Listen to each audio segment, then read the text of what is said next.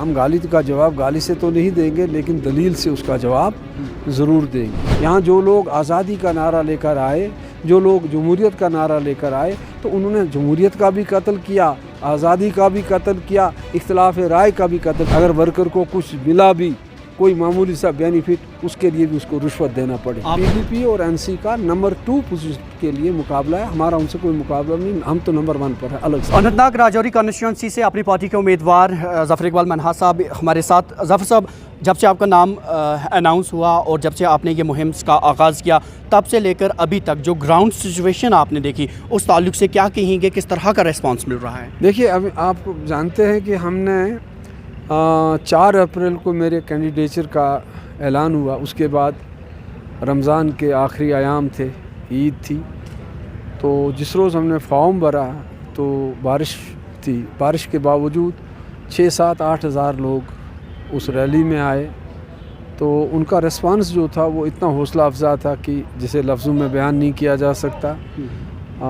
وچی constituency یا زینہ پورہ constituency میں ہم نے جو پبلک جلسہ کیا، اس میں بھی ریسپانس بہت اچھا تھا۔ راجوری پولیس میں ابھی گیا نہیں، لیکن وہاں سے جو ریسپانس آ رہے ہیں سبھی پازیٹیو ہیں، اور مجھے اللہ تعالیٰ کی قدرت پر اور اس کی رحمت پر اور اس کی تائید پر بھروسہ ہے کہ انشاءاللہ ہماری ابتدا اچھی ہوئی ہے، آغاز اچھا ہوا ہے، انجام بھی اچھا ہوگا۔ اس انجام تک پہنچنے کے لیے جو مد مقابل آپ کے ہیں، جیسے سابق وزیر اعلیٰ محترمہ محبوبہ مفتی آپ کے مد مقابل ہیں، میاں الطاف ہیں، کیسے دیکھتے ہیں اس مقابلے کو؟ جن شخصیات کا آپ نے ذکر کیا، ذاتی حیثیت میں تو ان کا میں بہت ہی احترام کرتا ہوں، اس میں تو کوئی دو رائے نہیں ہے، اور کرتا بھی رہوں گا، میں ہمیشہ کہتا ہوں۔ یہ فائٹ بھی احترام سے ہوگی؟ دیکھیے، فائٹ، دیکھیے کھیل کے اصول ہیں، میں فاؤل نہیں کھیلنا چاہتا کسی بھی صورت میں، لیکن پارٹیوں کو لے کر ہسٹری ضرور بیان کروں گا۔ اب اگر کوئی ہمیں الزام لگا دے گا، گالی دے گا، ہم گالی کا جواب گالی سے تو نہیں دیں گے لیکن دلیل سے اس کا جواب ضرور دیں گے۔ کوئی شخصیت اگر بڑی ہے تو یہ بڑائی کا ماپ دنڈ کیا ہے، بڑا ہونے کے کیا معنی ہیں؟ بڑا وہ ہے جو اللہ کے ہاں بڑا ہے، جس کے اخلاق بڑے ہیں، جس کے اصول بڑے ہیں، جس کے اعمال بڑے ہیں۔ اس بڑائی اور چھوٹائی کا فیصلہ اللہ تعالیٰ کی ذات کرے گی۔ اب رہ گیا سوال، کوئی کسی عہدے پہ تھا، کوئی اپنی حیثیت میں کسی عہدے پہ تھا، کوئی دوسری حیثیت سے کسی عہدے پہ تھا۔ میں بھی پبلک کے ساتھ جڑا ہوا ہوں پچھلے 40-50 سال سے، وہ بھی جڑے ہوئے ہیں۔ فرق اتنا ہے کہ جب آپ سیاست میں ہوتے ہیں، آپ عہدوں پہ ہوتے ہیں، تو یہ ماضی کے عہدے جو ہوتے ہیں یہ اینٹی انکمبنسی ہوتے ہیں، یہ ایک بیگیج ہوتے ہیں۔ تو مجھے یہ بینیفٹ ہے کہ مجھے نہ کوئی اینٹی انکمبنسی ہے، نہ کوئی اس طرح کا بیگیج ہے۔ یعنی کہ ان امیدواروں کا جو ماضی رہا ہے وہ ان کے اس چیز پہ حائل رہے گا، اور آپ کو میں کہتا ہوں کوئی بھی شخص ہو، جب آپ اقتدار میں ہوتے ہیں تو اینٹی انکمبنسی ضرور ہوتی ہے، جب تک آپ نے کوئی بہت بڑا کارنامہ نہ کیا ہو، کوئی بہت بڑا تیر نہ مارا ہو۔ تو جو یہاں ریجنل پارٹیز ہیں، کوئی بھی جو رہی ہیں، انہوں نے پچھلے 70 سال میں جموں کشمیر کے عوام، خاص کر کشمیر کے عوام کے لیے 70 پیسے کا کوئی پولیٹیکل پیکیج، پولیٹیکل راحت نہیں لائی ہے، یہ میں دعوے سے یہ کہتا ہوں۔ ساؤتھ کشمیر کی اگر بات کریں یا راجوری کی بات کریں، نوجوانوں کے لیے، نوجوان طبقہ جو ہے، ان کے لیے ظفر اقبال منہا صاحب کے پاس کیا ہے کہ لوگ، نوجوان نسل آپ کو ووٹ؟ آنے والے دنوں میں ایک مینیفیسٹو بھی جاری کر رہا ہوں، صرف نوجوانوں کے لیے ہی نہیں۔ میرا پہلا جو نیریٹو ہے وہ یہ ہے کہ یہاں جمہوریت کو کبھی بھی پنپنے نہیں دیا گیا۔ جب جمہوریت کا گلا گھونٹا گیا، سفوکیشن ہوئی۔ جب ہیومن رائٹس کا قتل ہوا تو سفوکیشن ہوئی۔ جب لوگوں کو الیکشن نہیں لڑنے دیا گیا، ان کے ووٹ چرائے گئے، بلکہ ان کو ووٹ فارم ہی بھرنے نہیں دیے گئے، 1952 میں سفوکیشن ہوئی۔ اسی کے نتیجے میں ایک ہوپ لیسنس پیدا ہوئی، فرسٹریشن پیدا ہوئی، جس نے بعد میں بدقسمتی سے ملیٹنسی کی شکل اختیار کی اور کشمیر تشدد میں ڈوب گیا۔ تو میرا پہلا نیریٹو یہ ہوگا کہ جمہوریت کو اس کے لیٹر اینڈ اسپرٹ میں یہاں امپلیمنٹ کیا جائے، ووٹ کو عزت دی جائے، اور باضابطہ میں کہتا ہوں ایک سکول کے اندر ووٹ کی اہمیت کیا ہوتی ہے یہ لوگوں کو سمجھائی جائے۔ یہاں جو لوگ آزادی کا نعرہ لے کر آئے، جو لوگ جمہوریت کا نعرہ لے کر آئے، تو انہوں نے جمہوریت کا بھی قتل کیا، آزادی کا بھی قتل کیا، اختلاف رائے کا بھی قتل کیا۔ یہی وجہ ہے کہ 1952 میں جتنے بھی 72 کی 72 سیٹیں تھیں بلا مقابلہ کامیاب ہوئیں. کسی نے فارم بھرنے کی کوشش کی, اسے جیل میں ڈال دیا گیا. اتنا ہی نہیں, جو ان کے اپنے سیاسی مخالفین تھے وہ کئی لوگوں کو سرحد کے اس پار دھکیل دیا گیا. تو جمہوریت کو اگر ہم کم از کم ایک ووٹ کو عزت ملے, یہاں ووٹر کو کبھی عزت نہیں ملی, یہاں ورکر کو کبھی عزت نہیں ملی.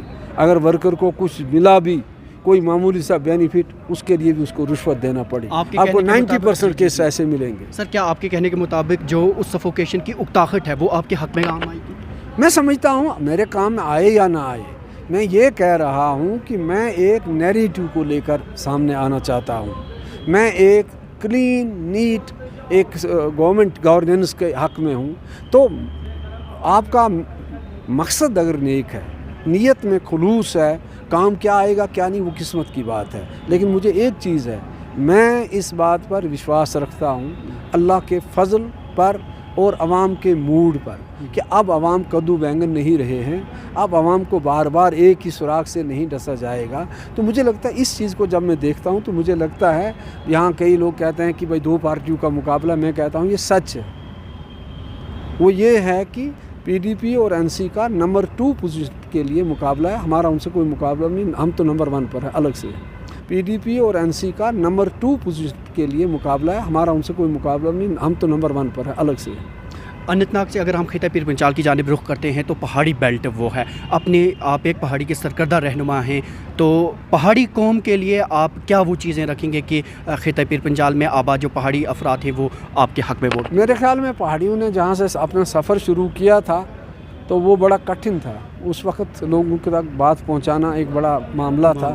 تو میں بھی ایک ادنا سا ایک سپاہی اس میں رہا ہوں. اور رجوری پونچھ کا شاید ہی کوئی خطہ نہیں, کوئی گاؤں نہیں ہوگا, کوئی حلقہ نہیں ہوگا جہاں میں نے پہاڑی زبان کو, پہاڑی کلچر کو, پہاڑی جذبات کو کی نمائندگی نہ کی ہو اپنی دانست کے مطابق. تو ظاہر سی بات ہے وہ تو سب ان کے سامنے ہے. لیکن ایک کینڈیڈیٹ کے طور پہ میں یہ کہوں گا کہ میں سب کا کینڈیڈیٹ ہوں. اور جب آپ کوئی پارٹی سے چن کے آتے ہیں, یا آپ کسی سرکاری نوکری پہ ہوتے ہیں, یا کسی کرسی پہ بیٹھتے ہیں, تو آپ اس کرسی کے لائل ہونے چاہیے. وہاں آپ کو اللہ دیکھ رہا ہوتا ہے کہ تولتے وقت آپ یہ نہ سوچیں کہ کون پہاڑی ہے, کون گجر ہے, کون کشمیری ہے, کون ہندو ہے, کون مسلمان ہے. میں نے اللہ تبارک و تعالیٰ کو حاضر جان کر, ناظر جان کر اس پر اترنے کی ادنا سی کوشش اپنی ساری زندگی میں کی ہے. کیا آپ یہ کہنا چاہ رہے ہیں کہ لوگ آپ کے کردار کو ووٹ دیں؟ نہیں, مجھے نہیں پتا ہے میرا کردار کیا ہے. دیکھیے, ہر انسان گناہ گار ہوتا ہے, کوئی شخص دودھ سے دھلا ہوا نہیں. میں نے کبھی اپنے آپ کو فرشتہ نہیں سمجھا. لیکن اتنی بات انتہائی انکساری سے میں یہ کہوں گا کہ میں نے کل جو پراپرٹی سٹیٹمنٹ دیا ہے وہ وہ ایک ثبوت ہے میری خدمات کا. وہ یہ ہے کہ ایک شخص افسر بھی رہا ہے, ایک شخص انٹرنیشنل سیلانی بھی رہا ہے, ایک شخص اخبار والا بھی رہا ہے, جرنلزم بھی کیا ہے, پالیٹکس بھی کی ہے.